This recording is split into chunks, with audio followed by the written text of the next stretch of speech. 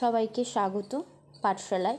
আজকে আমি তোমাদের ক্লাস 4-এর সেকেন্ড সামেটিভের বাংলার একটি ওয়ার্কশিট তৈরি করেছি তোমাদের জন্য। দেখো, এটিকে তোমরা বাড়িতে সলভ করো প্রশ্নগুলোর উত্তর।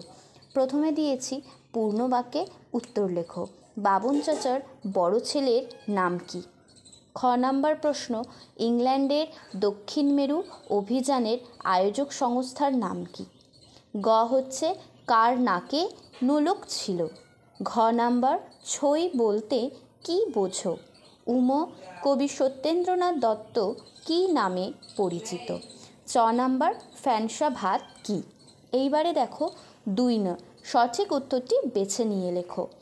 ক দাগের কোন নদীকে লক্ষ্মী মেয়ে বলা হয়েছে? ইছামতি, ধলেশ্বরী না যমুনা? খ নাম্বার পান্নার। শৈবাল, জঞ্জাল না টাকশাল? গ নাম্বার সেজ পিসিমার গ্রামের নাম চন্দ্রকোনা, চন্দ্রহার না মতিহার? ঘ নাম্বার শম্ভুর 12, 13 না 14 বছর বয়স? বছর নির্ণয় করো। সেজ পিসিমার মেয়ে একটি পাক্কা টম্বল। খ নাম্বার মা জলের দেশের মেয়ে। গ নাম্বার মাঝিরা নাকি নুন বেশি খায়।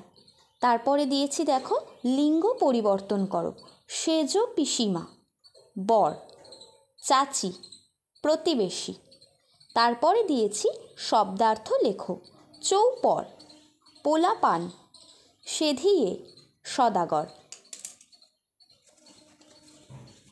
নেক্সট তারপরে দেখো বিপরীত শব্দ লিখে বাক্য রচনা করো।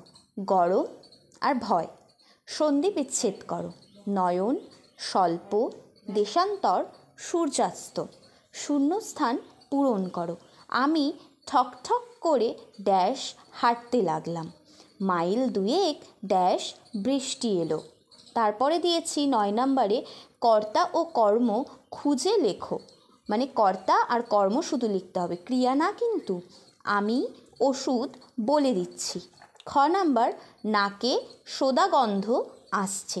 আজকে এইটুকুই।